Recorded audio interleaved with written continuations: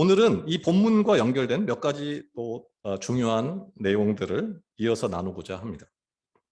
본문의 내용에 들어가기 전에 오늘 본문 이해에 아주 필수적인 그 정결함, 거룩함이 성경에서 어떤 의미인가 라는 거에 대해서 좀 알아보고 출발하는 것이 좋을 것 같습니다. 그 메리 더글러스라는 사람이 있습니다. 근데 이 사람이 성경 연구에 아주 그 지대한 공헌을 하는데, 그 사람이 부정결이라는, 성경에 너무나 많이 나오는 거룩함, 부정결이 뭔가를, 인류학자인데 연구해서 아주 어마어마한 그 반응을 일으켰어요. 그녀는 뭐라고 그랬냐면, 부정결이 뭔가, 그것은 질서를 벗어난 것이다. 변칙적이고 자리를 이탈한 상태다. 그리고 흠이 있는 불완전한 상태다. 그와 반대로 정결한 것은 뭐냐? 그와 반대로 정결한 것은 원래 자리에 있는 상태, 정상적인 것, 흠이 없는 완전한 상태를 말한다. 다시 말하면 정결과 더불어 거룩함 또한 적합한 질서를 일컫는 개념이다. 예를 들어 보겠습니다. 예를 들면 잔디가 산이나 정원에 있으면, 그렇게 제자리에 있을 때는 정결합니다. 그런데 그 잔디가 안방에 놓이면은 부정결합니다. 부정합니다. 더러운 거예요. 제 위치에 있지 않기 때문에. 제사장이 백성을 돌보라고, 또 왕이 백성을 돌보라고 하나님이 준 힘이나 권력을 가지고 자기 재산을 불리거나 자기 이익을 위해서 그 힘을 사용하면 부정합니다. 더럽습니다. 하나님께서 성을 쌓으라고 준 벽돌, 하나님께 드린 성물을 자기 집을 쌓는 데 쓴다든지 자기 집으로 들고 가면 더럽습니다. 그러니까 성경에서 더럽다고 하는 것은 뭐냐면 지저분하다 이런 말이 아니고 제 위치에 있지 않다. 원래 있어야 될 위치, 하나님이 준 역할, 그 기능을 하지 않는 상태를 더럽다, 부정하다고 말하는 것입니다. 조금 더 최근의 연구를 덧붙여 보자면, 정결은 뭐하고 상관이 있다고 보냐면은 생명 또는 살리는 것과 관계된 것은 정결하다고 말합니다. 반대로 죽음 또는 죽음을 유발하는 어떤 것들은 다 부정하다, 이렇게 말합니다. 이런 관점에서 오늘 본문을 보면은 왜 하나님이 이스라엘 땅이 정결하지 못한가, 왜 더럽다고 하는가 하는 것을 좀 명확하게 이해할 수 있을 것 같습니다. 이제 본문으로 돌아가 보면, 지난주에는 그 성을 막아서는 한 사람에 대해서 좀 들여다봤다면, 오늘은 무엇이 성벽을 무너뜨리는가, 뭐가 성벽을 허물어버리고 그 하나님의 성을 허물어버리는가, 성벽에 구멍을 내는가, 그래서 마침내 하나님의 공격을 유발시키는가, 그리고 성 전체가 망할 수밖에 없는 위험에 빠뜨리고 있는가를 살펴봄으로써 그것을 우리 삶을 점검하고 적용하는데 적용하기를 원합니다. 앞서 이 성의 공격자는 하나님 자신이다고 말씀드렸습니다. 그럼 지금 이 성의 성벽을 무너뜨리고 성벽에 구멍을 내서 그 침입에 거의 무방비 상태를 만드는 사람들은 누구일까요? 대부분은 성벽이 무너졌다, 누군가 외부로부터의 공격으로 성이 무너지고 있을 것이다, 이게 일반적인 상황입니다. 그런데 오늘 본문은 이 성벽을 무너뜨리는 사람이 누군가, 그것은 놀랍게도 내부자 소행이라는 것입니다. 누구의 공격을 받아서 지금 성벽이 무너지고 있는 것이 아니고 내부자들의 도적질로 성이 무너지고 있다고 말하는 것입니다. 기막힌 일이 아닐 수 없습니다. 왕으로부터 제사장, 선지자, 백성에 이르기까지 모두가 하나님이 세우신 질서, 그것을 무시하고 자기를 위해서 삽니다. 그래서 그 성벽이 무너지는 거예요. 하나님의 명령을 무시하고, 본문에 보면은 예언자들이 그들을 위하여 회를 칠해준다. 하나님을 위해서 사는 게 아니고 그 힘과 그 모든 주어진 역할을 그들을 위하여, 사람을 위하여 사는 모습을 보여줍니다. 그래서 하나님의 집에 있는 물건을 자기 집으로 이동시킵니다. 남의 집에 있는 재산을 자기 집으로 이동시킵니다. 본문에는 사람들의 영혼을 삼켰다. 사람이 어떻게 음식물을 먹어야 되는데 사람을 삼킵니다. 그런데 이 사람들의 영혼을 조금 뒤집어 보면은 영혼의 사람이라는 말입니다. 영혼이 있는 사람을 삼켰다. 사람은 짐승이 아니라는 거예요. 영혼이 있다. 하나님과의 어떤 친밀한 관계를 통해서만 숨을 쉬고 깊은 내적 만족을 얻을 수 있는 그 영혼이 있는 사람이 하나님으로부터 분리되게 했다라는 말입니다. 본문을 보면은 사람을 죽여서라도 그 물건들이 원래 위치에 있는 그 물건들을 자기 집으로 이동시키는 모습들을 봅니다. 하나님의 공간인 성소의 물건, 또 하나님의 시간인 안식일도 안중에 없습니다. 그것이 시간이든 공간이든 닥치는 대로 자신의 집을 넓고 크고 높게 짓고 짐승처럼 삼키는 것을 통해 성벽에는 하나님의 성이 균열이 납니다. 자기 집을 살찌우면서 하나님의 성을 무너뜨리는 모습입니다. 우리 삶의 성벽을 무너뜨리는 것이 어쩌면 우리 다른 누군가가 아니고 우리 자신일 수 있습니다. 두 번째는 오늘 본문의 고소 내용을 잘 살펴보면은 성벽을 무너뜨리는 원인인 내부자, 그 내부자의 일상의 삶이 성을 무너뜨리고 있습니다. 그리고 하나님은 왕만 쳐다보는 게 아니고 왕으로부터 아무 힘없는 제사장까지 그들이 일상을 어떻게 사는지를 다 지켜봅니다. 모든 것을 보신다고 말합니다. 그들이 자기에게 주어진 역할을 어떻게 감당하는지, 하루하루 어떤 결정을 내리는지를 다 본다. 사람을 위해 일하는지 하나님을 위해 일하는지, 사람을 어떻게 대하는지, 무슨 목적으로 무슨 생각으로 일하는지, 짐승의 마음으로 일하는지 그것들을 다 지켜본다는 것입니다.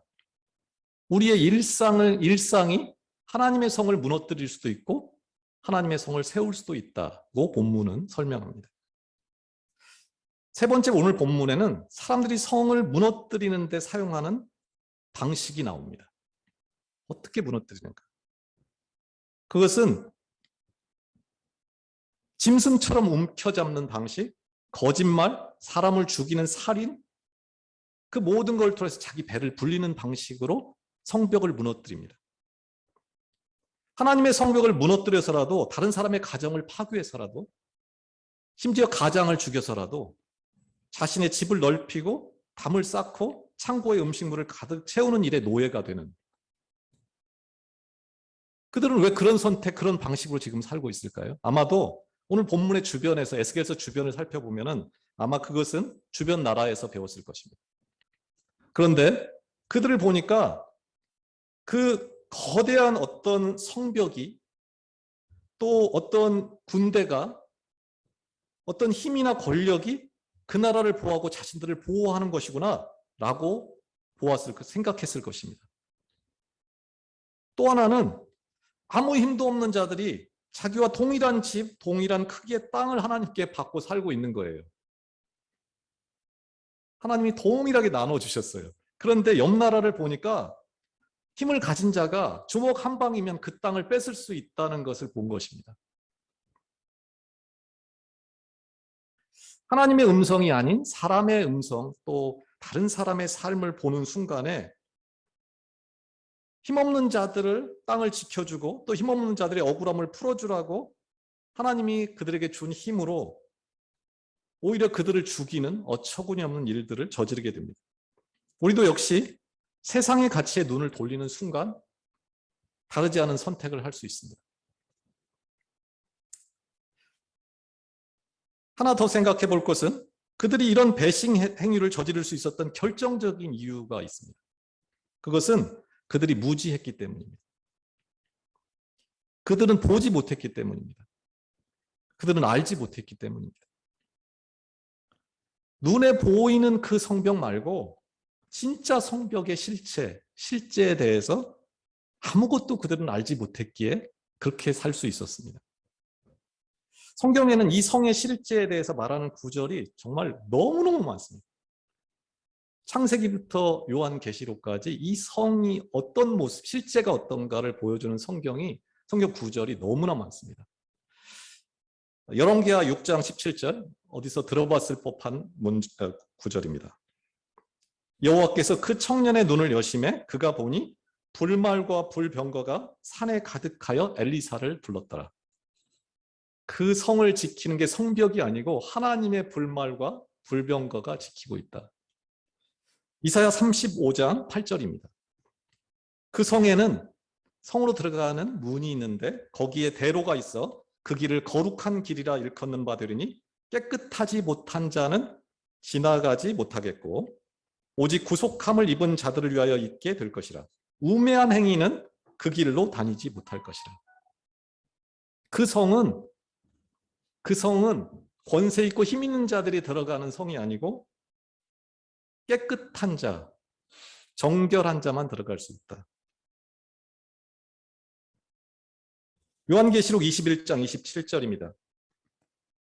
무엇이든지 속된 것이나 가증한 일 또는 거짓말하는 자는 결코 그리로 들어가지 못한다.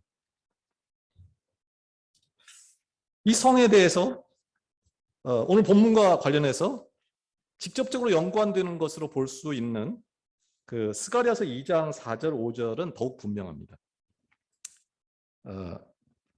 너는 달려가서 그 소년에게 이르기를 예루살렘은 그 가운데 사람과 가축이 많으므로 성곽 없는 성읍이 될 것이라. 그 하나님의 성은 너무나 커서 사람이 너무나 많고 가축이 너무나 많아서 끝이 없는 거예요. 성곽이 없어요. 5절 여호와의 말씀에 내가 불로 둘러싼 성곽이 되며 그 가운데서 영광이 되리라. 그 성곽이 누구냐면은 벽돌이 아니고 하나님이 성곽이 된다. 하나님이 지키는 것이지 그 벽돌이 지키는 게 아니다. 라는 것을 말합니다. 계시록에 보면 그 성의 사이즈가 나옵니다. 무한대입니다. 가로 세로 높이가 성경 단위로는 12,000 스타디온이라고 나옵니다. 그냥 숫자로 얘기하면 2200km인데 성경 용어로 보면 12,000이 12 곱하기 1000이죠. 무한대라는 말입니다. 두께가 144입니다. 그 성벽의 두께는 12 곱하기 10이죠. 무한대입니다. 성경에서 말하는 그 12 곱하기 12, 144, 14만 4천도 똑같죠. 요한계시록 나오는 그 허다한 무리를 말하는 용어입니다. 하나님의 성은 눈에 보이는 벽돌이 지키는 것이 아니고 성곽이 실제는 없어요. 그냥 사람들이 안심하라고 그 성곽을 형태로 보여준 것뿐이에요. 실은 하나님이 지킨다. 하나님 자신이 성곽이다. 무엇보다 그 성읍은 크기가 한이 없습니다. 땅의 크기가 무한대입니다. 그러니까 가장 흔한 게 땅이니까 땅은 가치가 없습니다. 그러므로 그 땅이 얼마나 큰가, 아파트의 평수가 얼마나 넓은가는 아무런 가치가 없다는 말입니다. 많이 소유했다, 많이 배웠다, 많이 가졌다, 높은 지위에 올랐다. 그 성에서는 아무런 가치가 명함도 못 내민다는 말입니다. 그 성은 오직 정결한가 깨끗한가가 관건입니다. 그리고 그 성은 불로 쌓여 있습니다. 모든 거짓과 불의를 태워버립니다. 들어갈 수 없습니다. 그런데 문제는 인간이 아무리 깨끗하다고 해도 인간이 가진 의로는 들어갈 수 없는 불이라는 거예요. 인간이 가진 그 더러운 옷으로는 들어갈 수 없는 의로움을 그 성은 요구한다는 거예요.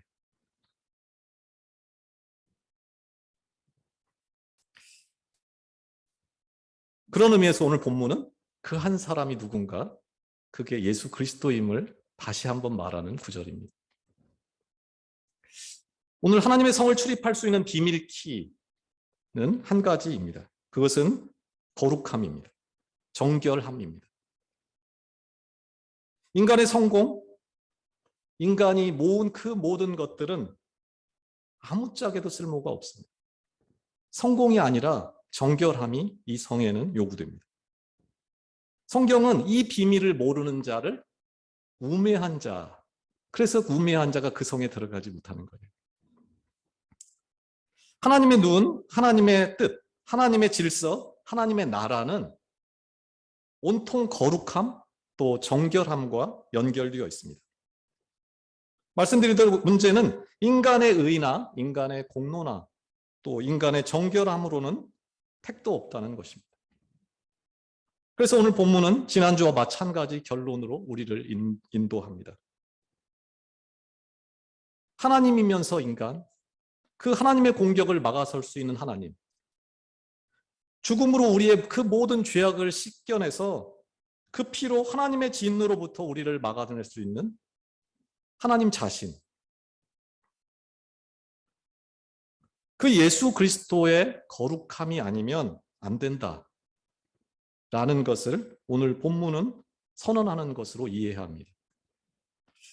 이제 말씀을 한번 다시 정리해 보도록 하겠습니다. 우리는 그리스도인이라고 부르지요. 성도라고 부릅니다. 성도, 거룩한 무리라는 말이죠. 구별된 자들이라는 것입니다. 우리의 정체성 자체가 거룩함과 연결되어 있습니다. 그리스도인이란 무엇입니까? 그리스도를 따르는 사람들입니다. 그리스도의 길로 쫓아가고 그리스도를 주인 삼는 자들입니다. 그런데 그분은 언제나 성공이 아니라 거룩함, 정결함에 주목합니다. 하나님의 영원한 도성에 대한 출입증은 오직 정결함과만 연결되어 있습니다. 그런데 이 에스겔서를 보면은 이스라엘보다 남유다가, 조금 더 낫다고 생각했던 남유다가 또 이방인보다 이스라엘 족속이 더 더럽다라고 에스겔은 말합니다. 교회 다닌다고 하는 사람들, 내가 더 정통이라고 말하는 사람들, 그들이 더 하나님을 더럽게 하고 하나님의 영광을 가린다고 합니다. 에스겔의 표현대로 하자면은 믿지 않는 자보다 믿는 자가 2배는 더 더럽다고 에스겔서는 말합니다. 말씀을 알고도 순종하지 않기 때문입니다. 오늘 하나님은 믿는 자에게 이렇게 말씀하십니다. 에스겔서 33장 11절입니다. 이스라엘 족속아 돌이키고 돌이키라. 너희 악한 길에서 떠나라. 어찌 죽고자 하느냐. 요한계시록 18장 4절입니다. 내 백성아 거기서 나와 그의 죄에 참여하지 말고 그의 받을 재앙들을 받지 말라. 하나님은 우리에게 그곳에서 나와라, 그곳에서 떠나라고 말합니다. 거기서 나와서 어디로 가라는 말일까요? 이 지점에서 살지도 못하고 이 세상 사람들처럼 성공을 위해서 살지도 못하고 또 저렇게 살지도 못하겠는데, 아무 힘이 없는데, 그런 갈등의 삶이 우리 안에 시작됩니다. 그런데 에스겔서에 보면은 구원을 얻는 자들이 나와요. 하나님은 세상을 멸망시키기 전에 구원 얻을 자를 표식합니다. 천사를 보내서 이마에 구원을 얻을 자의 표식을 합니다. 에스겔 9장 4절입니다. 여호와께서 이르시되 너는 예루살렘 성읍 중에 순행하여 그 가운데에서 행하는 그 모든 가증한 일로 말미암아 탄식하며 우는 자의 이마에 표를 그리라. 성공한 사람에게 표를 하는 게 아니고 그 악 때문에 탄식하며 우는 자, 그 죄에 참여하기를 거부하는 자에게 표식을 하라. 탐욕에 눈멀고 성공에 눈먼 우리가, 우리 주변에서 계속 그것을 보고 닮을 수밖에 없는 우리가 어떻게 그렇게 그것을 거부할 수 있을까요? 그것은 우리가 실제를 볼 수 있을 때 가능합니다. 그리고 그 실제를 보는 눈은 오직 믿음으로 주어집니다.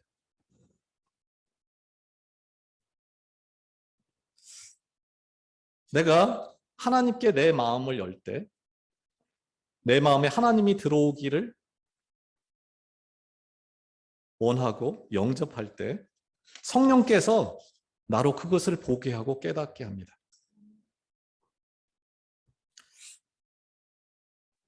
하나님이 내 마음을 주장하기 시작할 때 그분은 내가 내 힘과 노력으로 성공하고 높은 담을 쌓는 것이 얼마나 어리석은 일이었던지를 알게 하시고, 내가 주인 삼았던 그 모든 것들이 오히려 나를 더럽게 하고 있었다는 것을 발견하게 합니다. 그리고 이렇게 더러운 자가 어떻게 구원을 얻었는지 부끄러워서 견딜 수 없게 합니다. 그동안 우리가 주인 삼았던 큰 것, 넓은 것, 높은 것은 우리를 지키지 못합니다. 이 땅에서의 성공은 영원한 성곽이 되지 못합니다. 예수 그리스도만이 우리의 영원한 성곽이 될 수 있습니다. 나의 죄를 씻기는 그 정결한 예수 그리스도를 덧입을 때만이, 그 십자가 안에서만이 우리는 안전합니다. 남들과 동일하게 사는 게, 남들처럼 정상적으로 사는 것이 무슨 죄냐? 라고 할지 모르지만 성경은 말씀대로 살지 않는 것이 죄라고 합니다. 남과 다르게 살아야 한다고 말합니다. 하나님의 질서가 내 안에서, 내 가정 안에서 이루어질 수 있도록 적극적으로 행동하지 않는 것, 그것이 더러운 것이고 부정하다고 합니다. 그분은 크고 넓고 화려한 곳에 오는 분이 아니고 정결한 곳에 옵니다. 히브리서 11장, 우리가 잘 아는 믿음장이죠. 거기에는 수도 없이 많은 사람들의 이야기가 나옵니다. 25절 모세 이야기죠. 그는 도리어 하나님의 백성과 고난받기를 잠시 죄악의 낙을 누리는 것보다 더 좋아하고 그리스도를 위하여 받는 수모를 애굽의 모든 보화보다 더 큰 재물로 여겼으니 이는 상 주시는 이심을 바라봅니다. 36절입니다. 어떤 이들은 조롱과 채찍질뿐 아니라 결박과 옥에 갇히는 시련도 받았고 돌로 치는 것과 톱으로 켜는 것과 시험과 칼로 죽임을 당하고 양과 염소의 가죽을 입고 유리하여 궁핍과 환난과 학대를 받았으니 이런 사람은 세상이 감당하지 못하느니라. 너무 소극적입니다. 너무 나약한 방법이지요. 세상을 이기고 호령하는 것이 아니라 세상에 대해서, 죄에 대해서 철저히 죽고 하나님께 마음을 드리는 그 한없이 나약한 방법. 그게 하나님이 원하는 삶이다. 인간의 눈으로 보면은 도저히 이해할 수 없습니다. 그러나 그 작고 연약한 정결함을 통해서 하나님의 나라는 확장됩니다. 그리고 그곳에서만이 하나님의 영광이 나타납니다. 우리는 하나님의 성벽을 무너뜨려서 그곳에 벽돌을 가져다가 내 집에 담을 쌓는 그 모습들을 보았습니다. 그런데 하나님이 내 마음을 터치하기 시작하면은 너무나 보잘것없는 내 집의 벽돌을 가져다가 하나님의 성벽을 쌓는 자의 기쁨을 우리는 발견하고 그렇게 살게 됩니다.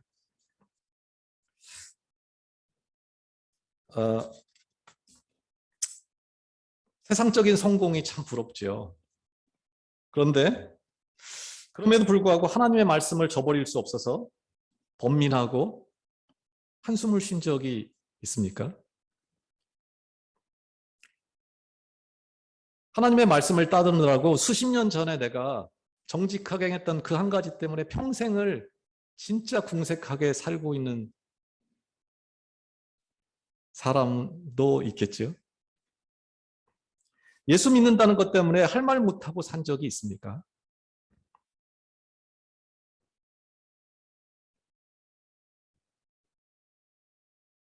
있겠죠.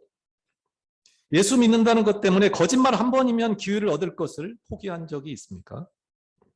예수 믿는다는 것 때문에 더러운 이익을 눈물로 포기한 적이 있습니까? 그럴 수 있기를 바랍니다. 그것이 바로 내가 하나님의 사람, 하나님이 내 이마에 표식을 한 자라는 증거이기 때문입니다.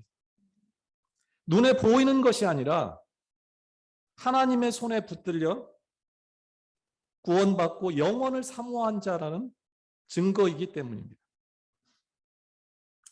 이 한 주간도 우리 모두가 하루를 시작하며 또 하루를 마무리하며 내가 주인 삼았던 것이 무엇인가,